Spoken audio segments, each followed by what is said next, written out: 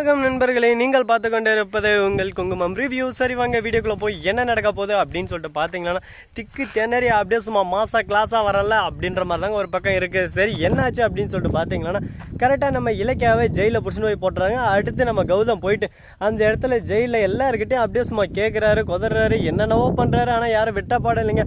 ஆதாரத்தோட வா உன்னை எல்லாமே ரிலீஸ் பண்ணுறோம் இலக்கியா கையங்களமா மாட்டியிருக்கா, தப்பிக்கவே முடியாது அப்படி இப்படின்னு சொல்லிட்டு சொல்கிறாங்க. உனக்கு அப்போவே படித்து சொன்ன இலக்கியா பேச்சை கேட்டியா, இப்போ பார்த்து எந்த இடத்துல வந்து நின்று இருக்குன்னு சொல்லிட்டு இப்போ என்ன தான் பண்ணுறது அப்படின்னு சொல்லிட்டு முழிச்சுன்னு இருக்கும்போது கும்பிட போன தெய்வம் குறுக்க வந்துச்சுடா அப்படின்னு சொல்லிட்டு நம்ம தலைவன் அர்ஜுன் வேற லெவலில் அங்கே மாஸ் என்ட்ரி கொடுத்தாரு.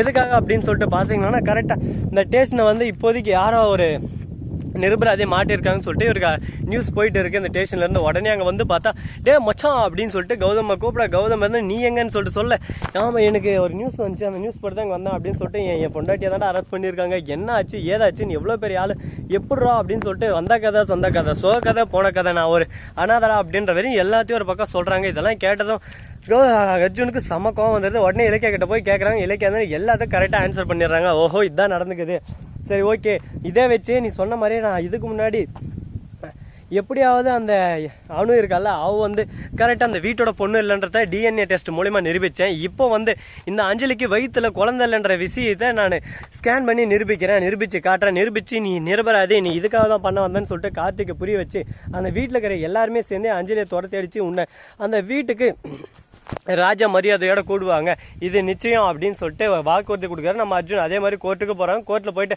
நான் எந்த தப்பும் பண்ணலன்னு சொல்லிட்டு மன்னிப்பு கேட்குறாங்க ஃபர்ஸ்ட் ஐயா கிட்ட. நம்ம அடுத்து அர்ஜுன் வந்து எல்லாமே அப்படியே சும்மா அப்படியே சும்மா டக்குன்னு பேச ஆரம்பிக்கிறாரு.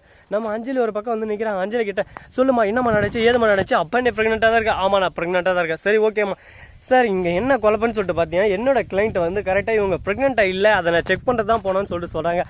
அப்படி குழந்தைய அழிக்க போயிருந்தா அப்போவே குழந்தைய அழிச்சிருப்பாங்களே, அந்த விஷயம் இது வரைக்கும் இன்னும் இழுத்து அடிச்சிருக்காது அப்படின்னு சொல்லிட்டு நான் அப்போவே கண்ணு முடிச்சு, ஆனால் நீங்கள் கண்ணு முடிச்சிட்டீங்க, அந்த விஷயத்தை ஏன் நீங்கள் மறைச்சிங்க, அந்த விஷயத்தை அப்போயே உங்கள் ஹஸ்பண்ட் கிட்ட சொல்லி நீங்கள் இந்த பிரச்சனை என்ன முடிவு கொண்டு வந்துக்கலாமே, ஏன் இத்தனை நாள் தாமதம், எதுக்காக உங்கள் வயிற்றுல அப்படின்னா குழந்தை இல்லை, அதை சமாளிக்க ஒருத்தர் இத்தனை நாள் இல்லை என் வயிற்றுல குழந்தை இருக்கு அப்படின்னு சொல்லிட்டு சொல்ல, சரி ஓகே அப்புறம் என்ன டெஸ்ட் பண்ணுறதுக்கு ஒத்துக்கோங்க அப்படின்னு சொல்லிட்டு சொல்ல, நான் சொல்கிற டாக்டர்கிட்ட தான் ஏன் அப்போ தான் உங்கள் குற்றமும் உங்களோட தில்லாலங்கடியும் யாருக்கும் தெரியாமல் இருக்கிறதுக்கா கரெக்டாக கோர்ட்டு யாரை அலோவ் பண்ணுறாங்களோ அவங்க தான் வந்துங்க டெஸ்ட் பண்ணோம் அப்படின்னு சொல்லிட்டு கேட்டுறாங்க. உடனே கோர்ட்டு இதுக்கு உத்தரவு குத்துறாங்க. அடுத்து அஞ்சலிக்கு பக்கு திக்குன்னு இருக்குது. ஓரமாக போன ஓனான்னு எடுத்து வேட்டிக்குள்ளே போட்டு நான் கதையாக இருக்கடா டே என் நிலமா இப்போ என்ன பண்ண போகிறேன் ஏது பண்ண போகிறேன், இப்போ வந்து குத்துது கொடையுதுன்னா என்னங்க பண்ணுறது, அது வந்து குத்துறதுக்கு முன்னாடி வச்சுக்கணும், குத்திட்டு பின்னாடி ஒன்றுமே யூஸ் இல்லையே, இதுக்கு மேலே ஒன்றுமே பண்ணவும் முடியாது, போச்சு அப்படின்ற நிலைமையில் தான் இருக்குது.